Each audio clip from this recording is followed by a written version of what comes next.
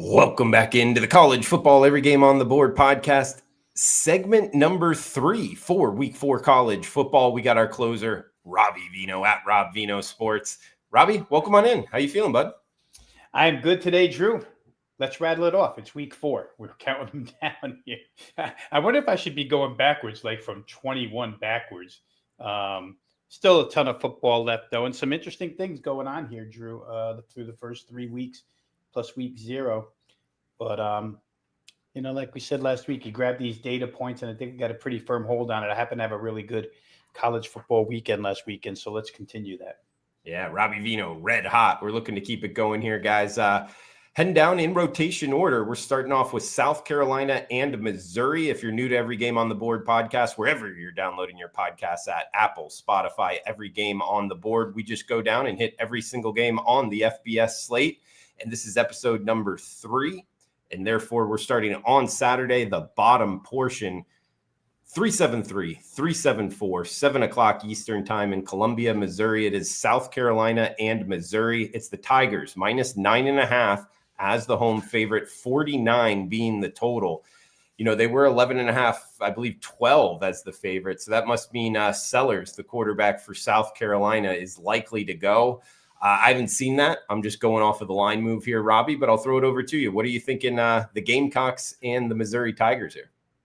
Well, I did see it. He's back to practice and now upgraded to probable. It looks like Norris Sellers will play, which, like you say, when you're reading line moves, you can pretty much put 2 and 2 together that the money assumes Sellers is going to play here. Interesting series, right? These games always seem to be very tightly contested. I do remember a couple of years back when Spencer Rattler was the quarterback of South Carolina. Missouri, I think, sacked him like 9 times, and South Carolina was a big Mizzou win. But last year was a close one. Here, nighttime in Columbia, Missouri, not Columbia, South Carolina. I don't know, Drew, I'll say this. I asked myself the question after that Kansas game. I asked it the game before, and I asked myself again. Of course, my son is a Mizzou graduate, for those who don't know, so I was talking with him. And I just have to wonder, the more I watch Bo Pribula play quarterback for Missouri, the more I wonder, how did James Franklin pick Drew Aller over this kid? He's been fantastic so far, whether it's with his legs, whether it's with his arm. Against KU, they got behind 21-6, and then just tore. I think they were ahead by halftime in that game. They made up the entire deficit and then some. And they almost had 600 yards of offense in that game, 595 to be exact. And it was dispersed both ground, air. This is a good Missouri team. Now, South Carolina's a really good defense, too. So this is going to be a tough game. I don't know. The price tag's a little bit high for me, Drew. I would think that the visitor, we'll see what kind of, it does kind of depend on the physical capability of Sellers here. I don't know what percentage of health he would be playing at. And how much of a hit he can take where maybe you would lose him during the game again. So that makes it a difficult handicap. But I think just on the surface level, I would try the South Carolina defense plus the points here. Missouri, the better team, but I think South Carolina could get in under the number. Robbie, you bring up something, and actually it's going to happen in 2 of the first 3 games we're talking here. When Sellers coming back, and you brought it up in terms of how healthy is he going to be? How effective is he going to be? Do you ever bring that into your handicap in terms of, yes, he's back, obviously the line's moving, but do you always trust the coaching staff? Like, oh, he's the better option. He's ready to go. He's going in. Or sometimes do you ever look at it and go, you know what? I think they should go with the backup, just because whoever the starter is, when he's not 100%, the offense just doesn't run right. Do you ever handicap like that? When this happens, and like you say, it happens a lot, Drew. Yeah. But it makes the handicap, for me, it makes it so much harder. And I'll tell you what I immediately do is I go to the backup and just in case, do I have a capable backup here?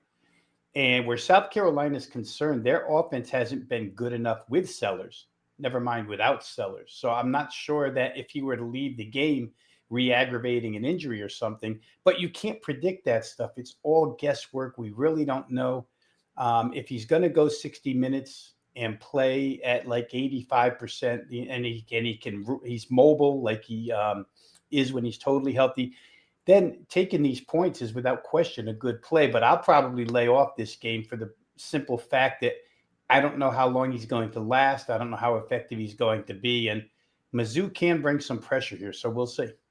Yeah, that's a good point too. Like it's correlated with how the offense runs overall with the starter. Like you brought up, if they're not moving the ball anyway, is it that big of a drop off? That was a great point.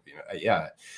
We'll move down the list here. 375, 376, 415 Eastern start in Starkville, Mississippi. Mississippi State hosting Northern Illinois, minus 22-ish, 49 being the total here as it's MAC versus the SEC, Robbie.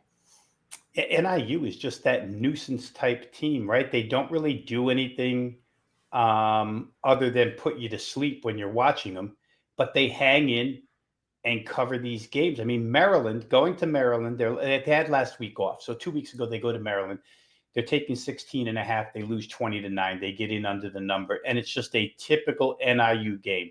They're going to run it because it's all they can do. They have no passing game to speak of thus far this season. And then they're going to stop you from running it. So you have to throw the football against them. Now, Maryland, talent-wise, and the way their offense is built is really similar to the skill level of Mississippi State, right? Maryland's got a lot of perimeter speed. Maryland can throw the football. Maryland likes chunk plays, same as Mississippi State does. And if Maryland couldn't win by more than 16.5 at home, I just don't know how Mississippi State's going to win by more than 21 at home. Now, Maryland's defense has been upgraded a little bit too early on. Mississippi State's defense has been upgraded, but I just view this as basically the same exact game, except now with Northern Illinois, you've had a week off and you're getting more points. So if I was going to play, I would take the 21. They limit possessions in a game. They do just enough on the ground to get enough first downs, to move the clock enough to keep these games low scoring. And unless they have a major problem with turnovers, Drew, in this game, I figure they can cover 21 points. I don't know who Mississippi State is at this point to be laying this type of number. Good start out the gate, and we'll head out to the island up next here, Robbie. This is a midnight Eastern kick, the true degenerate special. Hawaii hosting Fresno State. Seeing 47 and a hook, minus 2.5 at most shops. There is minus 3 out there. That's Fresno State as the road favorite. And we talked about quarterbacks. Hawaii, I did read he was full practice. Not sure in terms of full health, but he was practicing. And Timmy Chang said that their original starter, the freshman there, will be the starter for Hawaii. Catching 2.5, 3 here at home against Fresno State. What's your look late night on the island, Robbie? Yeah, there were high expectations. I think you and I had Hawaii as a game we covered early on this season. We talked about the expectations with Micah Alahado at quarterback. Got hurt. Then they played him hurt, and he got hurt worse. And so he had to miss a game and comes back. Now, they have not been good offensively, Drew. They haven't really lived up to expectations offensively. Some of it obviously due to the injury to their starting quarterback. But, the teams they've played, there's nobody of note. You should be a little bit better against a team like Georgia Southern. That's the Fresno State side. But you should be a little better against their schedule. And for Hawaii, for what it's worth, they're only averaging 4.7 yards per play. They still have the same issues they've had in recent history, which is they can't run the football. Their rushing statistics are horrendous so far. And the passing yardage hasn't piled up. Again, Alahado hasn't played every game. But even when he did play against Stanford, and it was Stanford's first game under Frank Reich, they weren't really impressive offensively. They bailed that game out at the end and won. So if I look at the other side, Fresno State with Matt Entz coming over, first-year head coach, he gets blown out by Kansas the first week. But since then, they've scored between 36 and 56 points in 3 straight games. All of a sudden, the North Dakota State head coach has his team looking pretty good. At least we see the progress last 3 games for this team. So I think they're a couple steps ahead of Hawaii at this point. They will look to pressure this quarterback and see how good the ankle is. I have to trust the coaching staff and figure they wouldn't put him, after they put him in harm's way once, they wouldn't put him in harm's way twice, I don't think. But I think Fresno State's the better side here, Drew. I really do. Of course, the trip is tricky. Going to the islands for the time clock is weird. It's a 5-hour time difference. Even Fresno from the West Coast, it's an additional 2 hours behind. So that can be tricky. But I like what I see out of what Fresno State has done the last 3 weeks.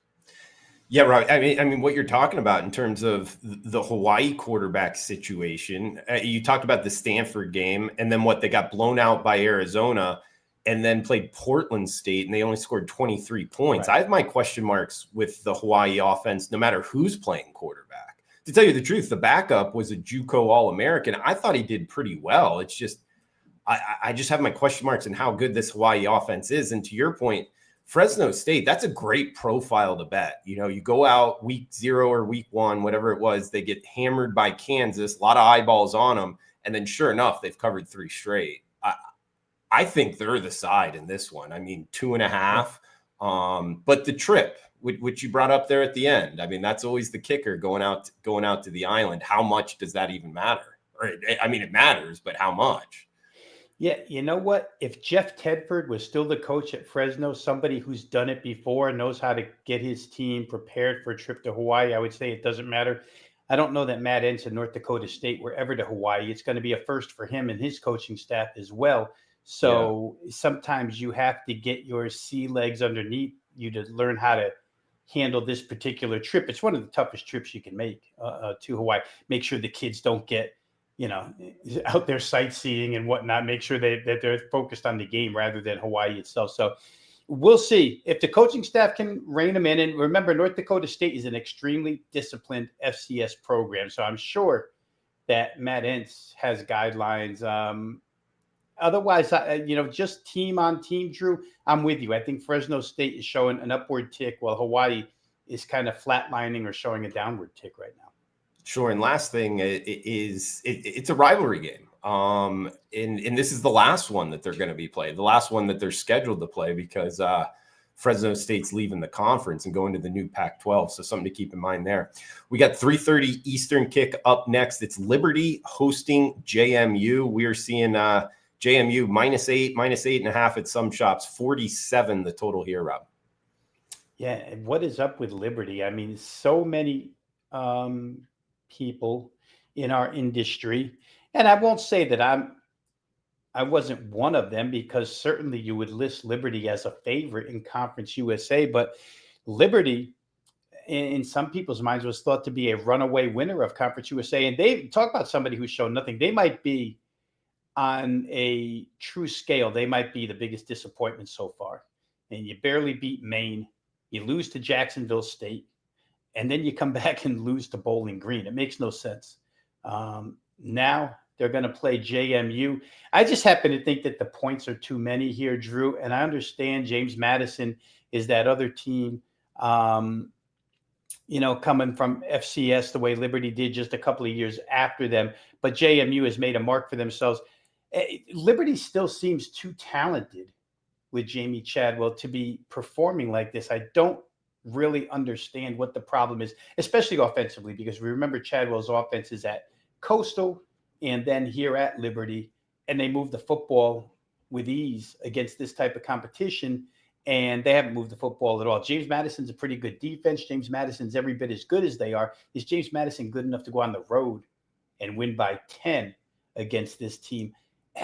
Even though Liberty hasn't played well, I'm not sure of that. So I think my initial lean is toward Liberty, the home dog, with maybe they just haven't hit their stride yet, Drew. But I'll say this. If Liberty goes out this week and let's just say JMU knocks them off, I don't know, 31-16 or something like that, then I think you could put a check mark next to Liberty as being a complete disappointment. I don't know that you could bet them the rest of the way. I don't know how far down you downgrade them.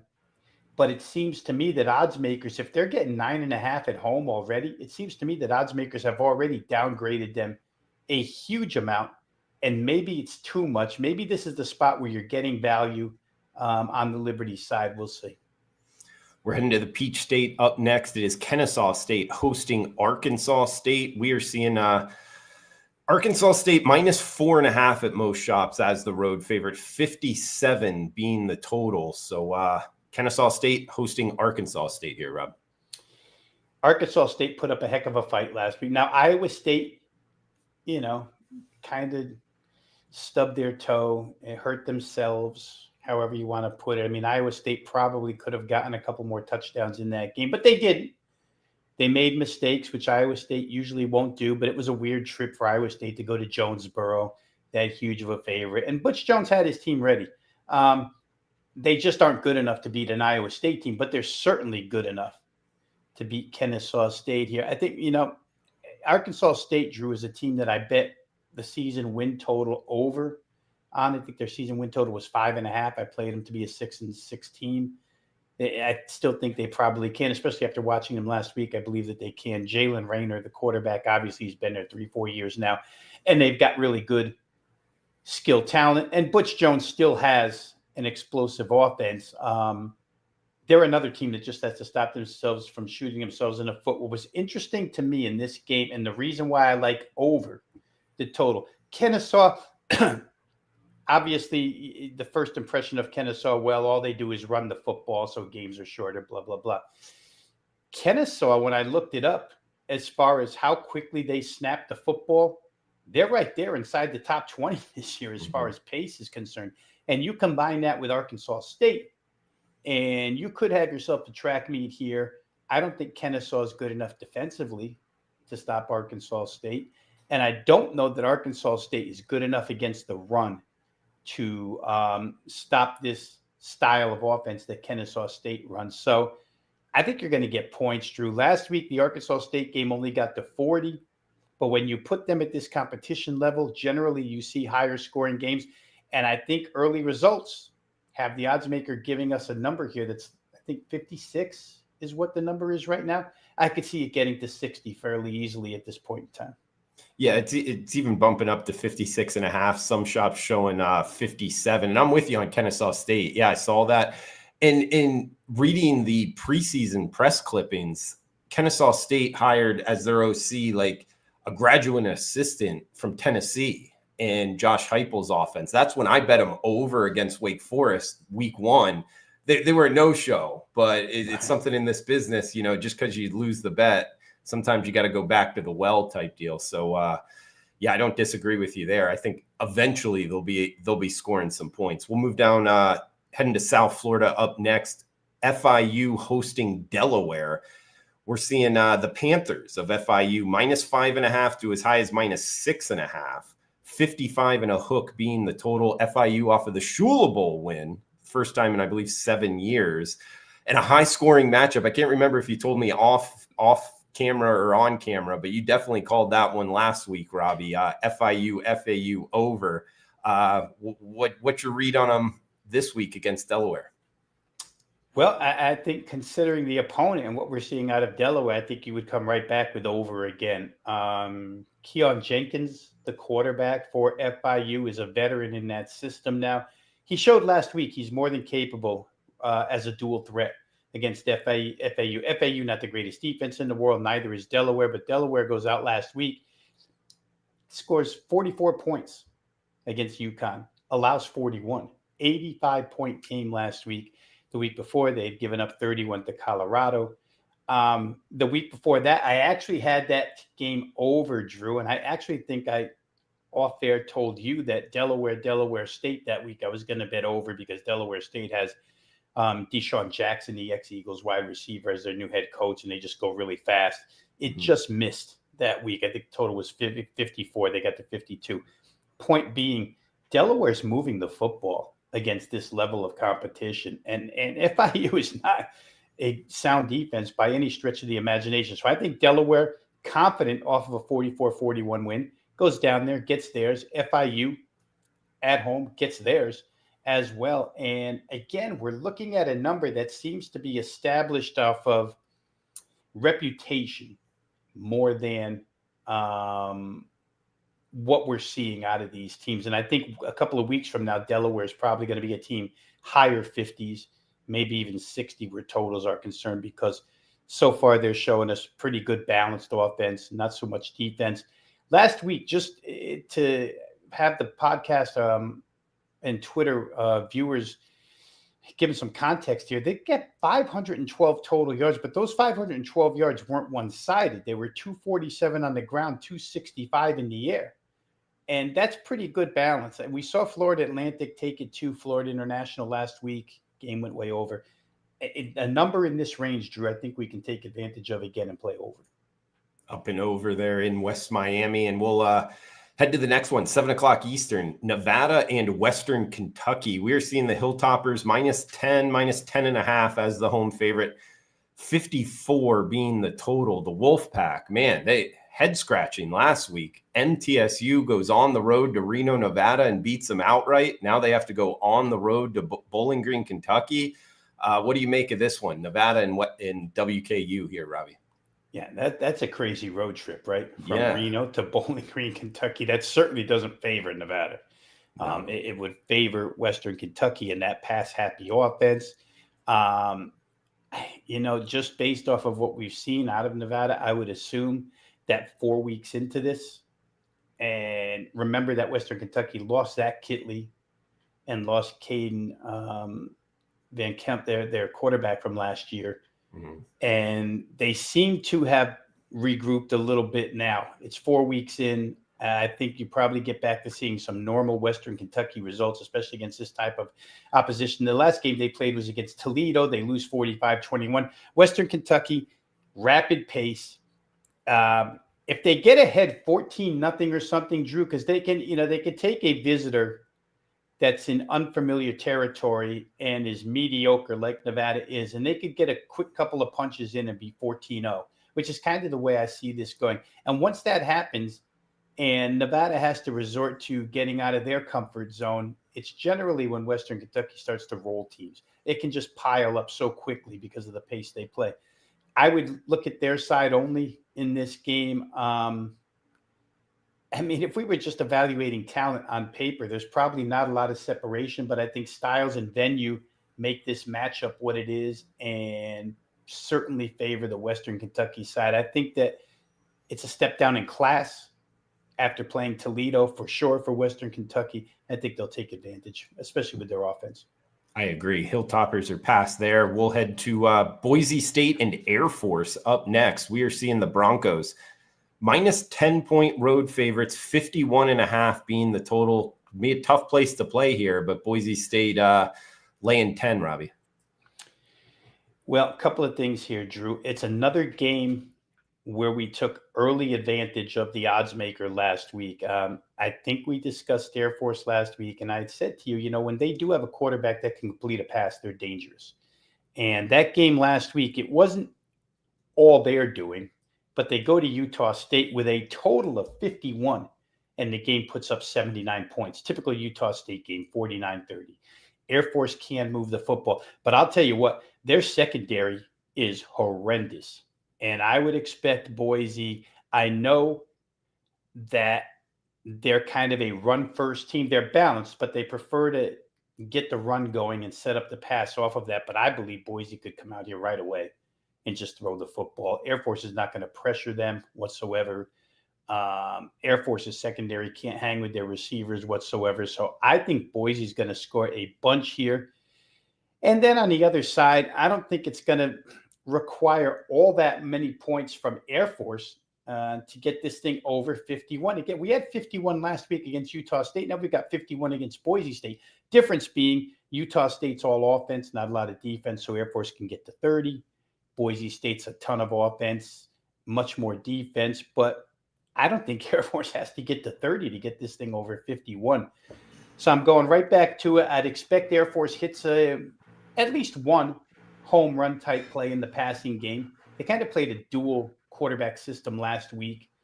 One more apt in the adept at the run. They both actually can run the football well. They can run the wishbone, but they do have one better passer, pure passer. So the number baffles me, Drew. I just don't think odds makers have caught up to Air Force yet. There's a running narrative that we hear all the time. Just because you can run the football, that automatically means you're going to run it and you're going to grind out the clock, and there's very few possessions. On paper, that's a nice theory. But when you're running the football, if you go 3 and out, And first of all, in order to execute that, you have to go 1st and 10, 2nd and 6, 3rd and 2, first down, 1st and 10, 2nd and 6, and just methodically go down a long field. That runs clock. I don't know that that's the case here in this game. I could see a lot of 3 and outs for Air Force where Boise State scores in retaliation and it gets out of hand. So for me, over 51, when we talk later, that might be the best bet I leave you with. All right, we'll see on that one. And I agree with what you're talking about there with Air Force. I actually bet Air Force against Utah State, Robbie.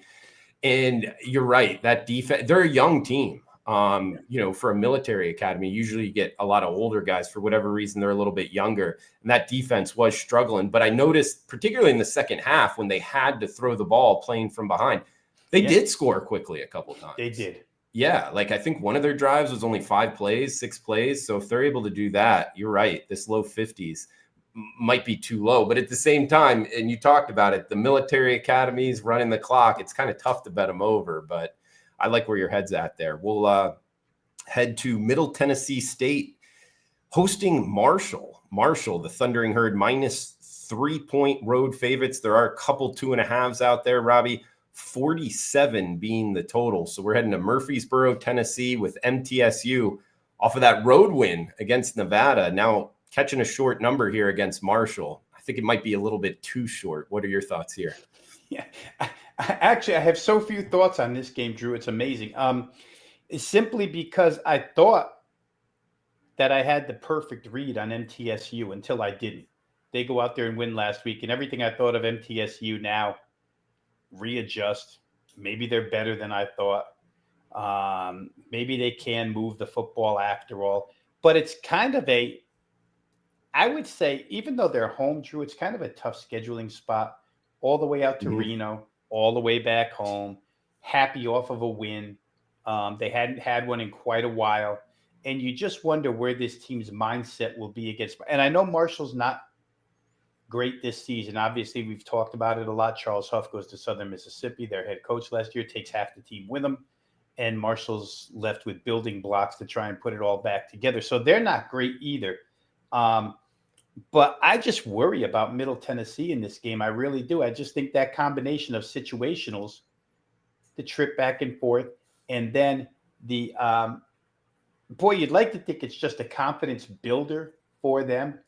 But when you haven't won in the length of time that they hadn't won, and when you had been getting your brains beaten to start the season, I just feel like maybe you rest on your laurels a little bit here. It's a conference game, so you shouldn't. But I don't trust Middle Tennessee, so we'll see. I couldn't play this game either way. It's a tough one to read because there's not a lot on either team. I mean, Marshall got blown out by Georgia, and then they beat 2 teams or played 2 teams. You really don't FCS level. And then Middle Tennessee State, they played Austin Peay, lost by 20 points. And then they go on the road and play Wisconsin, get smashed. And then the game that we're talking about against Nevada, find a way to win that. There's just not a lot to go off of with those 2 teams, but I would lean Marshall. But we'll move down the list here. We got Southern Miss, the new Marshall, I guess we could call it, versus Louisiana Tech, Ruston, Louisiana, Robbie, minus 3.5. That's La Tech as the home favorite. 50 and a hook being the total. A good one here, Southern Miss and Louisiana Tech. Yeah, and I think, again, I'm trying to remember, but I think this was part of our schedule last week, Louisiana Tech. And my thought process there with them was, they had played LSU the week before, 23-7. And it was going to be a step down in class. Louisiana Tech had not shown an awful lot offensively. Didn't do a lot against Southeast Louisiana week 1. Obviously couldn't do much against LSU week 2 because they were overmatched. But I thought against New Mexico State, maybe this is where their offense, has a chance to break out. And it did, 49-14. Again, Louisiana Tech, it might be the best defense in that conference. Arguably the best defense in that conference. So they've got that going for them. Now, whether or not they can stand up to the Southern Miss offense here, we'll see. But I kind of believe in this Louisiana Tech team, Drew. I think they've got enough defense, and I think last week showed me they've got enough offense. The one consideration here could be looking at that total at 50.5. Maybe I can find ways to get myself there, but I think I would rather isolate it to side and trust their defense and trust, New Mexico State's not a great defensive team. So putting up 49 isn't exactly a reason to go run to the window and say, wow, Louisiana Tech's offense is back. But I do think they're good enough against Southern Miss, which a lot of people, I tell you what, there's a lot of people with affection for Southern Miss this year. So we'll see how it goes, but I like the Louisiana Tech side.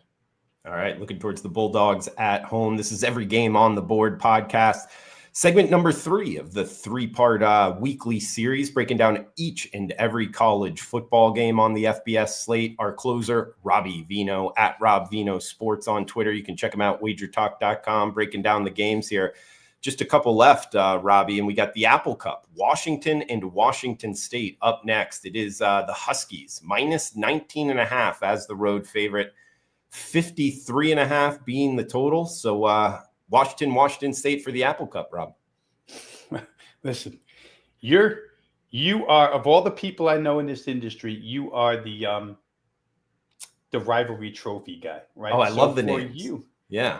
For you, seeing the Apple Cup played in the third week of September, it's like, what are we doing here? This is supposed to be in Pullman in November, in snow or in rain. Every year we're worried about the weather. Here, there's no weather concern at all. It's going to be sunny in Pullman, Washington for this game.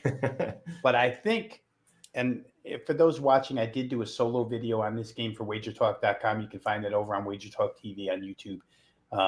Get the fullest analysis. But I will make a few points here for the Washington side. I had the North Texas Washington State game over the total last week, 59-10 at UNT.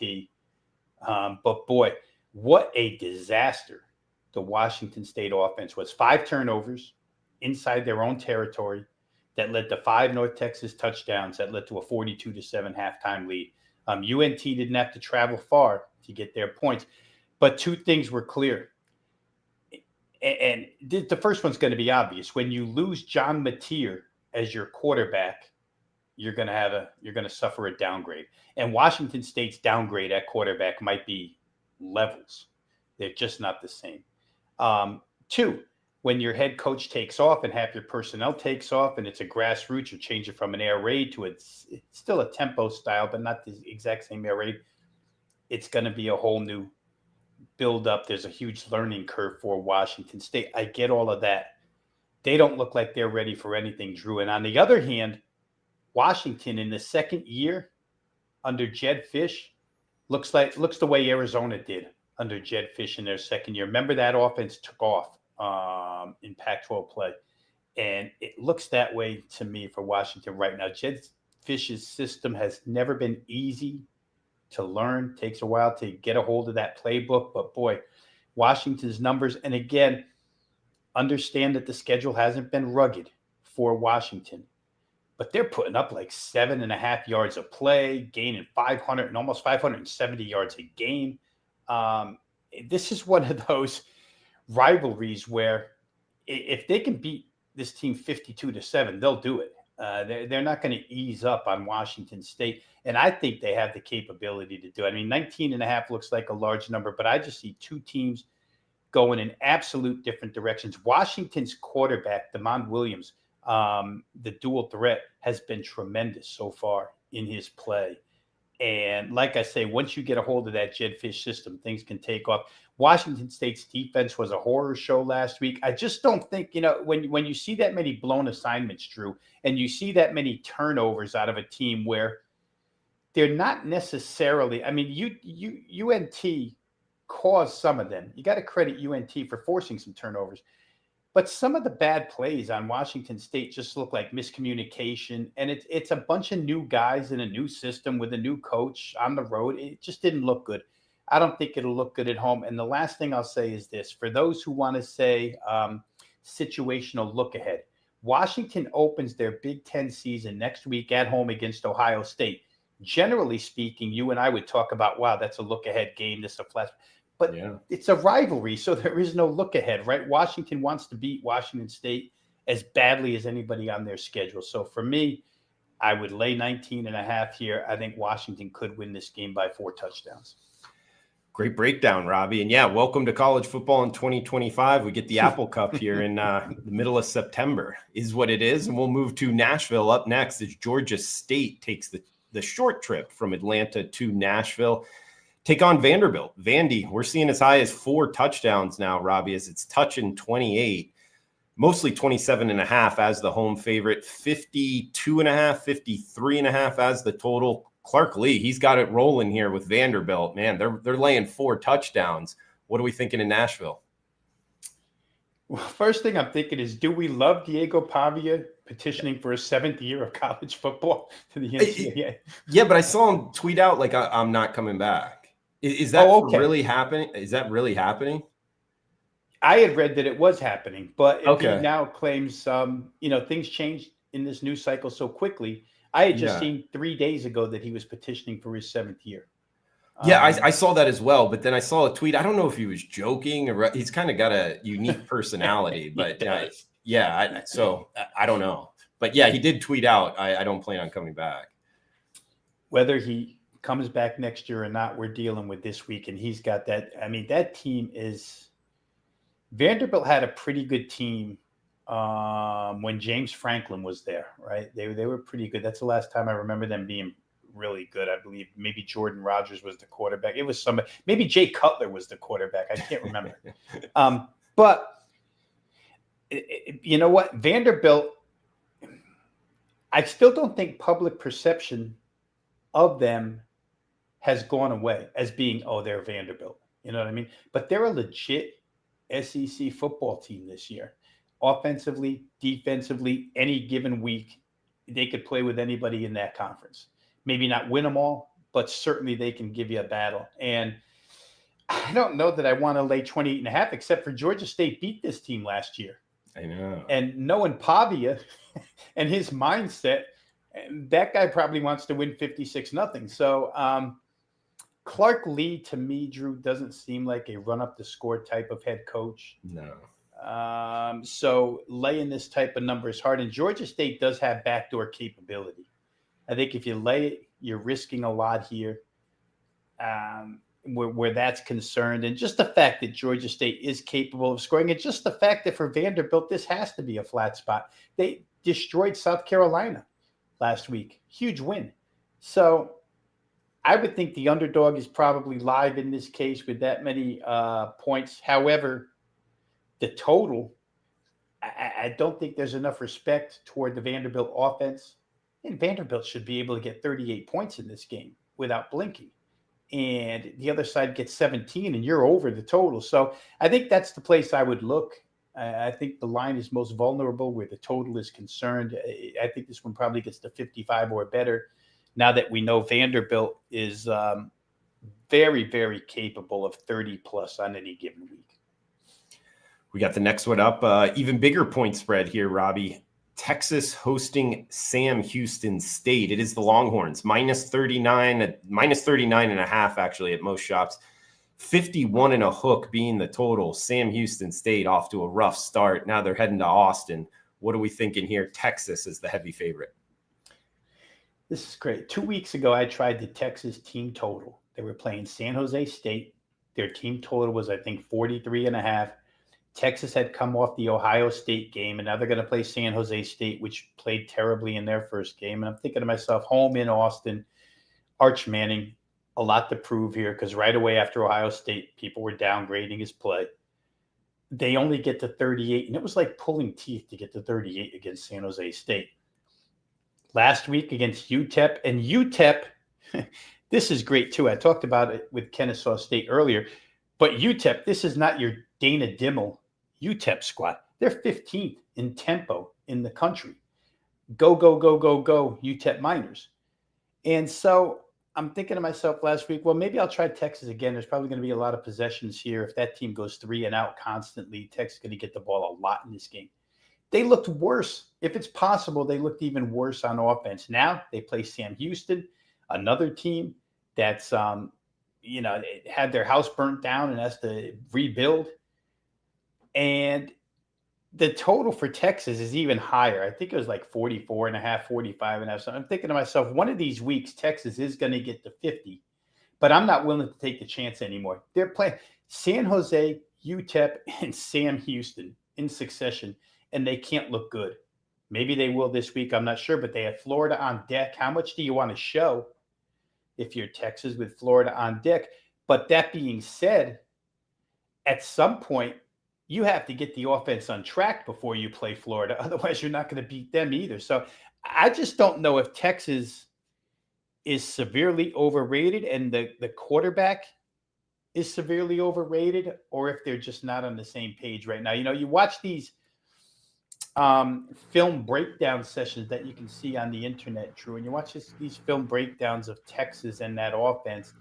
And a lot of the stuff that we see as it happens, we just think, oh, Manning stinks, what a lousy pass. But then, walk you through it, and we know there's miscommunication, quarterback, wide receiver, et cetera, et cetera. That stuff happens. They better get on the same page here. I'm not willing to bet this game either way this week. Next one up, we got UL Monroe and UTEP. You were just talking about the Miners there, Robbie. They're at home here in El Paso, -6.5 or -7, kind of a split line. That is the Miners as the home favorite, 47 being the total. So from Monroe, Louisiana to El Paso, Texas here. What are we thinking in the Sun Bowl, Robbie? Well, I'm thinking that there should be points here, Drew, between these two. Not real. And now I say that right off the heels of saying that Texas couldn't really score on the UTEP defense. Surprising to me. I guess we have to split it down the middle, right? 50% credit to UTEP, 50% negativity toward the Texas offense. Reason why Texas only scored 27. But for Monroe, and you come off a 73-0 blowout against Alabama, and everything since then is a step down in class for them. And this particular defense, they should be able to get a few points. The only reason why I'm starting with the over here, Drew, is because the odds maker puts it in such a low place. 46 for a total in modern day college football. These teams can get there by mistake. When I start doing the mathematics of the whole thing, UTEP is going really quick. Probably going to be some extra possessions here. They just faced a Texas defense. Now you're going to look at UL Monroe. I mean, that is 3 steps down in class. So UTEP's offense should be able to put up points here. And the same for UL Monroe, that has seen the speed of Alabama and now gets UTEP. So to me, when you're going to show me 46 or 46.5 and tell me that 27-20 in a game like this can get you paid, it's the first place I'm going to head. I don't know. I just don't have enough trust in either side. These are these types of games where somebody could come out and throw 4 picks. We see it in these types of games all the time, and it costs their team. So I'm not willing to bet the favorite, but I'm willing to say that the favorite should score their share of points. And I think the underdog, again, I'm asking these two teams to get to 47. Now, as I look, Drew, live, there are a lot of 47s out there. You can still get 46.5s. They're widely available, but you have to shop for it. And if you're going to play this thing over, do shop for it, because 47 being such a key number, you want to be over with 46.5. Robbie, I think UTEP, there's more to kind of like know. You brought up that Texas game. They made, Texas only scored 27 points against them. You got to think that's a positive. And then their other game of relevance, they hung in there with Utah State, and we've seen Utah State look pretty good. Whereas on the other side, ULM, they beat an FCS team, and then they get smashed by Alabama 73-0. There's not a lot to go off of on Monroe. Like, are they kind of sleeper good, or are they terrible? Nobody really like. What's your view on the Warhawks overall? Yeah, I don't think we do know, Drew. But in the case that I'm trying to build for over, we don't have to set huge expectations for them, right? If they can get to like 17 or 19 and lose the game like I anticipate they will, I happen to believe the other side will probably get to 28 or 30. And because the number is where it is, it's already over the total at that point. 30-17 is a paycheck. So I don't have huge expectations for the Monroe offense. I can say to you, before the results are in 2020 hindsight will be what we use as fact. But I could say to you early that, well, they played Alabama's defense, full of speed, full of hitters, tough to move the football against. Now they're going to play UTEP's defense. They'll probably look better than 73-0. And I could say the same for UTEP. Just played Texas. Texas might have the best defense in the land. And this team's going to look at UL Monroe now. So I think this whole thing just, the old saying, which holds true in this industry that we're in, is we're not really betting teams, we're betting numbers. If this number was 51.5, I probably wouldn't be here spouting off, I want to play over. But when they show me 46.5 and tell me key number of 47 wins, key number of 48 wins, and those are not hard numbers to get to in modern day college football. And I've got a team, one of the sides that's playing rapid pace football this year. I got to give that a shot. Makes sense, Robbie. And guys, we got the last game on the card. We'll try to get a best bet out of Robbie as well. Every game on the board. California and San Diego State, outside of the true degenerate special on the island. This is the degenerate special here, Robbie, on the mainland, 10:30 Eastern. Cal and San Diego State. We get the Cal Bears -13. 47 and a hook being the total. Cal's look good so far. They got to go on the road here to San Diego State. What are we thinking with the Aztecs and the Golden Bears? Jawan Kaiwi Sagapolotele. Yeah. Say it 5 times fast, but, we talked about them last week, Drew, and I had said, if you haven't seen this quarterback play yet, watch him. He's worth the watch. And Justin Wilcox has himself a quarterback at Cal. Justin Wilcox, a defensive mind. Generally speaking, Cal is more of a defense-oriented team. And when you can combine some offense with what he can do as a defensive coordinator or a guy who can build a defensive system, Cal could be sleeper good this year. And they showed Minnesota last week that they can be good. Obviously, a Minnesota mistake in the fourth quarter kind of turned that game around. But still, Cal hung in and Cal won that game. Now you get to play old Sean Lewis and his Kent State flash fast offense moved out west to San Diego State. It just doesn't work the same, right? We remember 5 years ago when Sean Lewis was scoring 60 points a game at Kent inside the MAC. But San Diego State is abysmal offensively. I mean, they're not even good defensively. He brought Kent State's defense with him and forgot the offense. And this team has turned, for so many years, we could absolutely set in stone what to expect out of a San Jose State team on a Saturday. A lot of defense, not much offense, whether it was Rocky Long or whoever the head coach was. Get the same thing. Now it's totally different, Drew. No offense, no defense. Cal's a big favorite, a 12-point favorite on the road off of a huge win. That's the situational concern here. But talent-wise, and what should happen here, Cal should win this game fairly easily. And Cal should get to 30-plus fairly easily. I think I would look at this 2 ways. I'd probably look at California's team total to go over. And as we speak right here, Drew, I'm just going to pull it up on the odds screen so I can give the viewers exactly the number I'm talking about here. Cal is at 30.5. So you need them to get to 31 against San Diego State. Don't know that that's that hard. Unless they come in here extremely flat and really happy with what they did last week. I don't know that that'll be the case. Cal's a team trying to get to a bowl. You got to have wins. This is a winnable game. And San Diego State still, like I say, with Sean Lewis, plays extremely fast.